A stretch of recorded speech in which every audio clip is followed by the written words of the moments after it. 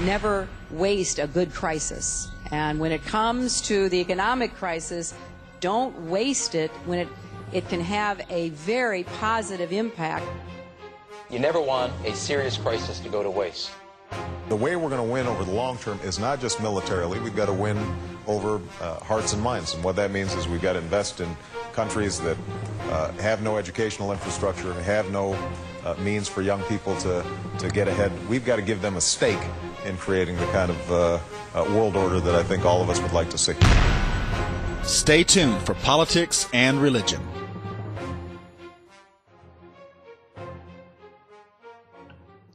Well, there's an interesting project going on in Europe. There has been a recent development on the largest particle accelerator ever built.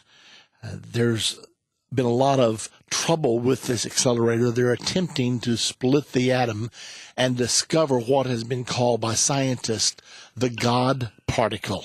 Now, let me take a moment to explain what they perceive the God particle to be.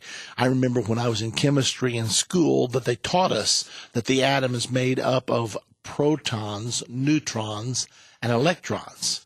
An electron has a positive charge, a proton has a positive charge, electron has a negative charge, and opposite charges attract, like charges repel, and then the neutron is neutral.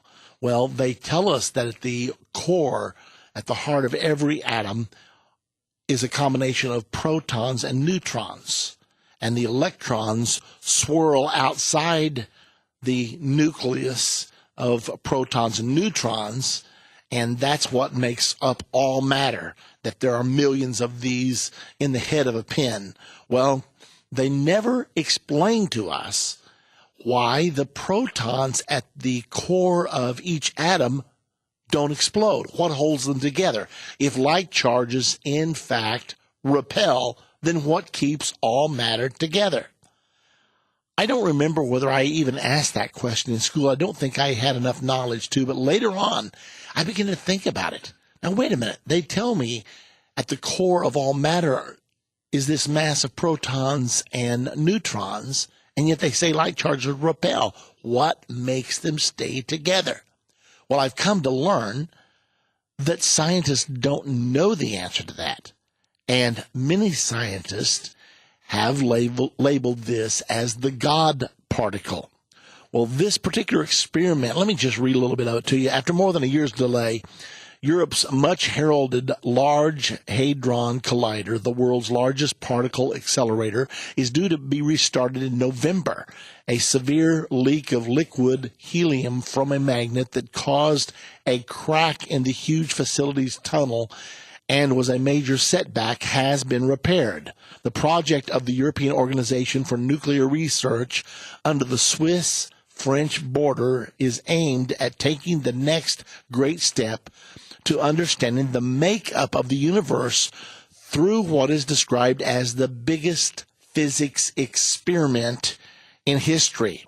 The article goes on to say the project, on which 10,000 scientists have spent the last 16 years, aims at bashing together at mind-boggling speeds the tiny particles that make up the universe so scientists can observe the extreme energies, many black holes, and other phenomena that occurred during the first millionths of a second after the Big Bang, the mother of all explosions, in which all we know was created. Now, here they're saying there was a Big Bang, there's this huge collision of some sort, and that created everything that we know. Now, that's their theory.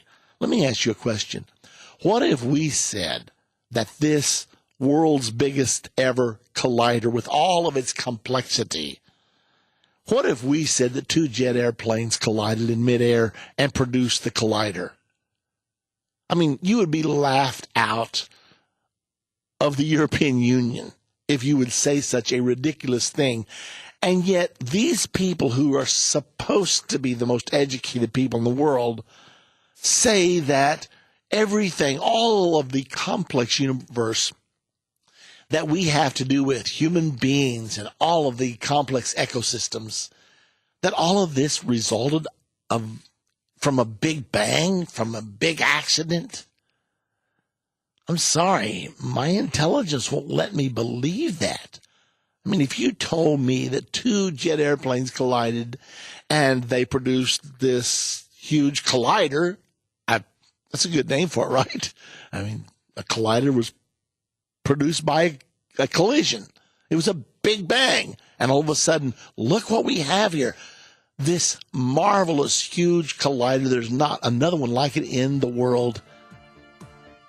So they expect me to believe everything was created by a big bang, and yet they're taking such pride in their creation of the world's biggest collider. Sorry, I still believe in the God particle. I think that makes a lot more sense.